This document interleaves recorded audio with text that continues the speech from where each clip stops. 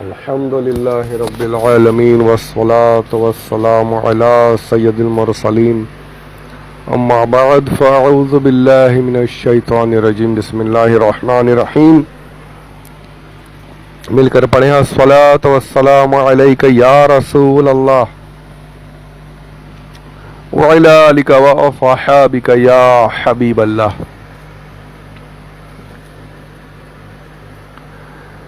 حضور کے علم غیب کے کچھ واقعات، کچھ احادیث اس کے پہلے آڈیو میں آپ نے سنے، آج بھی سماعت فرمائیں جو اس کتاب میں لکھے ہوئے ہیں سیرت المصطفیٰ میں. آج یہ کتاب کا جو ہے 756واں صفحہ جو ہے یہ میں پڑھ رہا ہوں. یعنی بالکل اب یہ ہم کچھ ہی دنوں میں، بلکہ جلد ہی کہوں تو بہتر ہے کہ اب یہ کتاب جو ہے اپنے خاتمے کے قریب پہنچ رہی ہے. پروردگار مکمل کرنے کی توفیق عطا فرمائے، آمین بجاہ النبی الامین صلی اللہ علیہ وسلم. اسلام سے پہلے کا حال یہ تھا کہ قتل و غارت گری، لوٹ مار بالکل یعنی عام تھا، کوئی ٹینشن ہی نہیں. جو ملا کمزور بس دباؤ، مارو، مال لوٹو. عورتیں تو عورتوں کے ساتھ بے عزتی والے معاملات کرو، رکھیل بنا کر رکھو، یہاں تک کہ پکڑ کر بیچ دیا جاتا تھا. یہ ساری چیزیں جو ہے بالکل عام تھیں. اکیلی عورت کا نکلنا، بڑے باپ رے، یہ تو وہ ایسا تھا کہ جوئے شیر لے کر آنے، دودھ کی نہر لے کر آنے والی بات ہو گئی کہ اکیلی عورت کہیں سفر کے لیے چلی جائے. اسلام سے پہلے وہ معاملات تھے. تو اب یہاں پر حضور کیا فرماتے ہیں یہ سماعت فرمائے. اس کے راوی جو ہے حضرت عدی بن حاتم، یہ جو ہے آپ نے ان کا ذکر سنا، حاتم تائی کے بیٹے رضی اللہ تعالی عنہ. ان کا بیان کہ میں بارگاہ رسالت میں حاضر تھا کہ ایک شخص نے آ کر فاقے کی شکایت کی. پھر ایک دوسرا شخص آیا، اس نے راستوں میں ڈاکہ زنی کا شکوہ کیا، لوگ لوٹ لیتے ہیں. یہ سن کر شہنشاہ مدینہ صلی اللہ علیہ وسلم نے ارشاد فرمایا کہ اے عدی، اگر تمہاری عمر لمبی ہوگی تو تم یقیناً دیکھو گے کہ ایک پردہ نشین عورت اکیلی ہیرا سے نہیں چلے گی اور مکہ آ کر کعبے کا طواف کرے گی. اکیلی ہیرا کافی دور ایک مقام ہے، وہاں سے چلے گی اور اکیلی آ کر کعبۃ اللہ کا طواف کرے گی. ہاں، یہاں پر یہ حدیث پاک ہے، پر اس کو یہ دلیل نہیں بنا لیا جائے کہ عورتیں اکیلی جو ہے بغیر محرم کے سفر کر لیں. جی نہیں، محرم کے ساتھ ہی سفر کرنا عورتوں کے لیے حکم ہے، اکیلی نہیں نکل سکتی.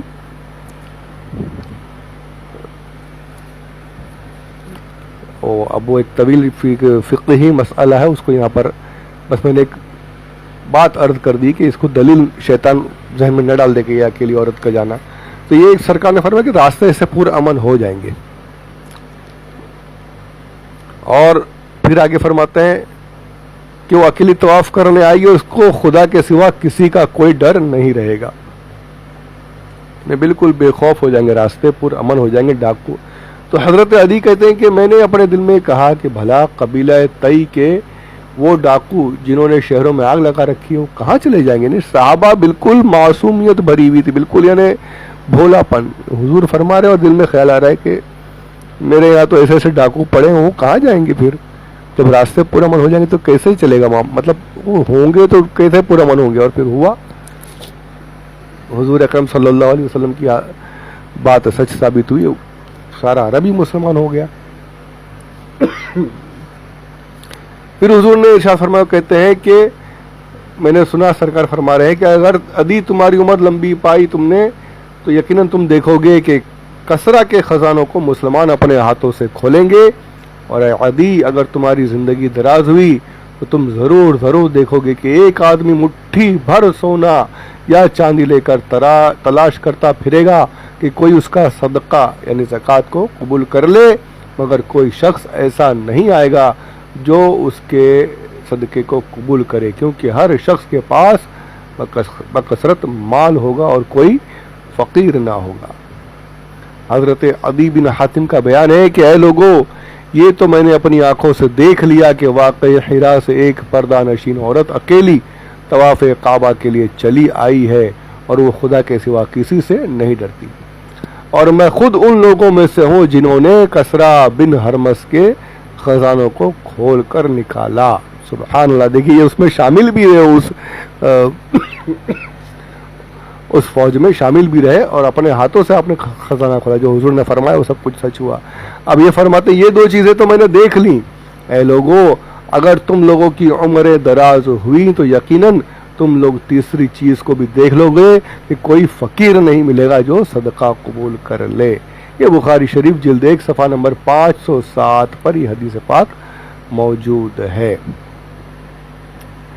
راستے پرامن ہو جائیں گے, مال بکثرت ہوگا, تو یہ بھی بالکل آج ظاہر ہے.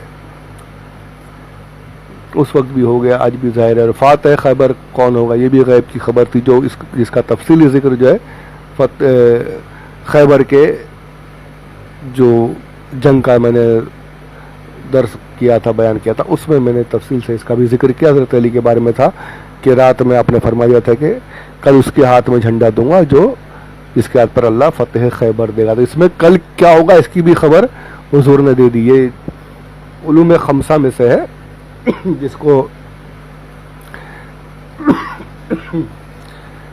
جو ہے دیوبندی حضرات جو ہیں یہ کہتے ہیں کہ یہ علوم خمسہ کسی کو نہیں حاصل ہے. تو یہ یہاں پر حضور کو اللہ نے علوم خمسہ عطا فرمایا. اس کی بھی یہ دلیل ہے کہ کل کیا ہوگا, کل کون کیا کرے گا, یہ بھی آپ نے بتا دیا. حضور فرماتے ہیں کہ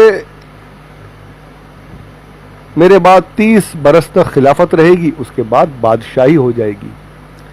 حضرت سفینہ جو ہیں اس حدیث کے راوی ہیں, وہ کہتے ہیں کہ لوگوں نے تم لوگ گن لو.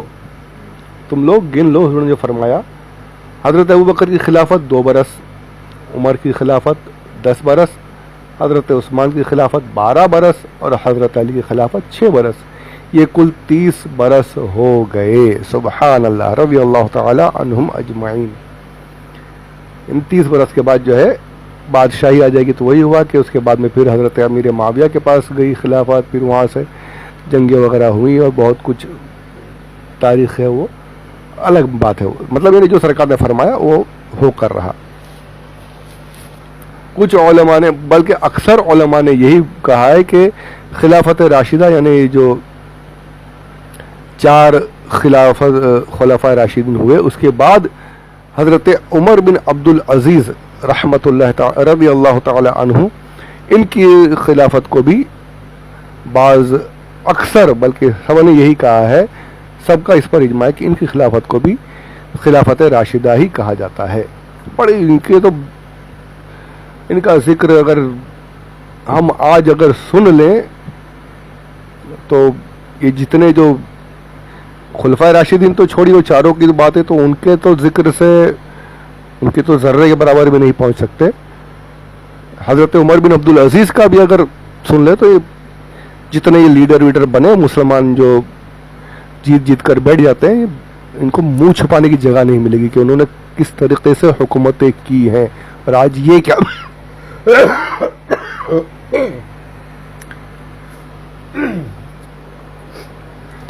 آج یہ جیت کر یہ کیا کر رہے ہیں. تو اللہ ان کو عقل سلیم عطا فرمائے. مسلمانوں کا نام خراب کر کے رکھا ہوا ہے جنہوں نے.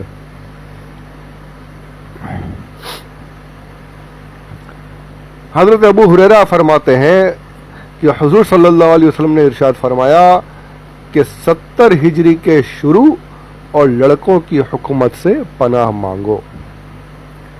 ایک اور حدیث پاک میں ہے کہ میری امت کی تباہی قریش کے چند لڑکوں کے ہاتھوں پر ہوگی. حضرت ابو ہریرہ اس حدیث کو سنا کر فرمایا کرتے تھے, اگر تم چاہو تو میں ان لڑکوں کے نام بتا سکتا ہوں, وہ فلاں کے بیٹے اور فلاں کے بیٹے ہوں گے. انہوں نے نام کے ساتھ بتایا یہ لوگ جو ہے تباہ کریں گے میری امت کو. یہ علم غیب نہیں تو اور کیا ہے, بس لے کر بیٹھ گئے کہ نہیں اللہ کسی کو نہیں دیتا, شرک ہے. کچھ شرک نہیں ہے, اللہ کی عطا سے دیا ہوا اگر مانتے ہیں تو کوئی شرک نہیں. اگر یہ کہتے کہ حضور خود سے جانتے تھے, حضور اپنے من سے کرتے تھے, تو پھر اب جو ہے یہ غلط بات ہے. یہ ہمارا عقیدہ ہے ہی نہیں. ہم نے ہمیشہ یہی کہا کہ اللہ تبارک و تعالیٰ نے اپنے حبیب کو علم غیب عطا فرمایا. اللہ کا علم ذاتی ہے, میرے آقا کا علم عطائی ہے. یہ ہمارا فرق ہے. اللہ کا علم ان لمیٹڈ, ہمارے پیارے آقا کا علم لمیٹڈ ہے. اور وہ لمیٹڈ بھی ایسا لمیٹڈ ہے کہ یعنی ساری کائنات کا علم جو ہے مل کر بھی قیامت تک جو جتنی بھی کائنات ہوگی، جب سے دنیا بنی، میں نے پہلے ذکر کر چکا ہوں، پھر ایک بار کر دیتا ہوں، یہ عقیدہ ہے ہمارا، ساری دنیا کی جو عقلیں ہیں وہ سب کچھ مل جائے، ان کا جتنے علم ہے ان سب کے علم کو ملا لیں تو حضور کی عقل کے سامنے، حضور کے علم کے سامنے وہ ہے ریگستان ریگستان کے سامنے ایک ذرے کے برابر ہے۔ یہ حضور کا علم ہے، یہ ان کی معلومات ہے، یہ ہمارا عقیدہ ہے۔ الحمدللہ صلی اللہ علیہ وآلہ وسلم۔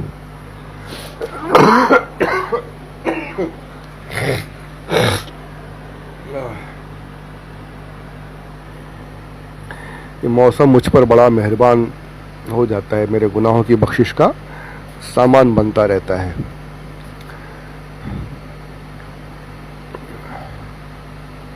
اور 70 ہجری کا جو ذکر ہے یہ بھی آپ نے سرکار نے پہلے ارشاد فرما دیا تھا، اس کے بارے میں تاریخ گواہ ہے کہ بنو امیہ کے کم عمر حاکموں نے جو فتنے برپا کیے، ایسے فتنے ہوئے کہ وہ مسلمانوں کو بہت زیادہ نقصانات پہنچے۔ اسی میں جو ہے یزید کی حکومت بھی رہی، اسی میں حجاج بن یوسف وغیرہ کے ظلم اور مروان کے مظالم وغیرہ جو ہے، کعبۃ اللہ پر پتھراؤ مسلمانوں کے ذریعے، جو اپنے آپ کو مسلمان کہتے تھے، انہوں نے کعبۃ اللہ پر پتھراؤ کیا، توپیں چلائیں، جس سے کعبۃ اللہ میں آگ لگ گئی۔ مسجد نبوی شریف میں 3 دن تک نماز نہیں ہو سکی قیامت جماعت کے ساتھ، بالکل یعنی گھوڑے باندھ دیے ان خبیثوں نے۔ تو یہ سارے مظالم جو ہے، جو اپنے آپ کو مسلمان کہتے تھے، جو جنہوں نے وہ کام کیے جو واقعی تاریخ میں کبھی نظر نہیں آئے، یہ سب 70 ہجری کے نوجوانوں کی حکومتوں میں یہ سارے معاملات ہوئے، جس سے سرکار نے پناہ مانگنے کی دعا ارشاد فرمائی تھی پہلے ہی۔ وہ بھی سب کچھ بالکل صحیح سے سب حرف بحرف جو ہے ثابت ہوا، ہو کر رہا، ظاہر ہوا۔ ترکوں سے جنگ ہوگی، سرکار نے پہلے ہی فرما دیا۔ ترک کہاں ترکستان، کہاں عرب، اور ترک جو ہے بڑے، یہ بھی جنگجو قوم تھی، یہ بھی اس وقت برف میں رہنے والے یہ لوگ۔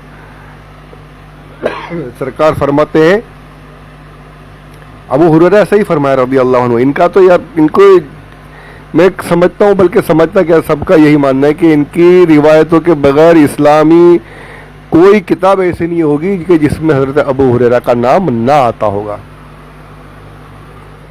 آپ دیکھ لیجئے، میرا دعویٰ ہے، چیلنج ہے، اسلامی باتیں اگر آپ کرنے جائیں، احادیث پیش کرنے جائیں، ان کی روایت کے بغیر آپ کوئی کتاب نہیں دکھا سکتے۔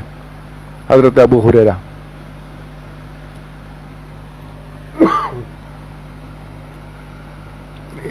ان کا بھی ہے الگ سے ایک واقعہ حدیث پاک میں موجود ہے۔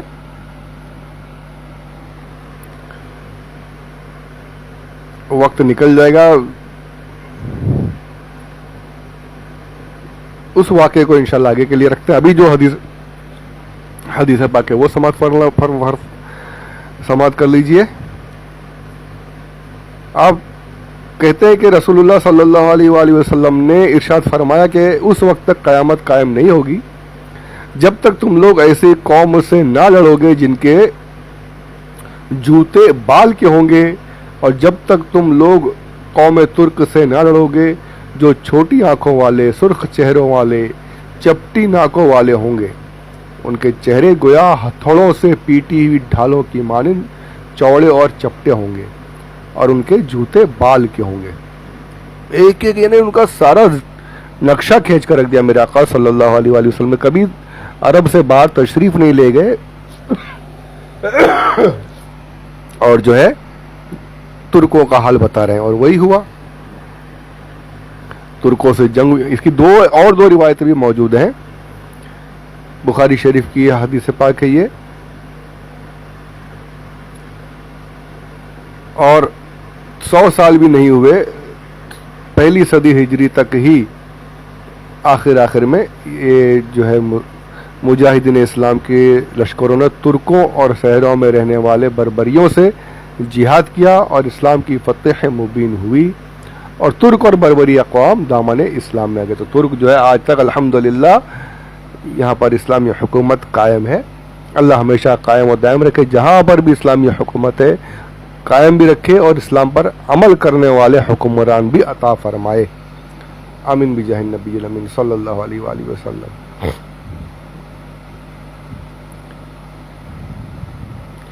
ساتھ ہی ساتھ ہمارے اس مبارک ہمارے جو ہے پیارے وطن کا بھی ذکر حدیث پاک میں موجود ہے.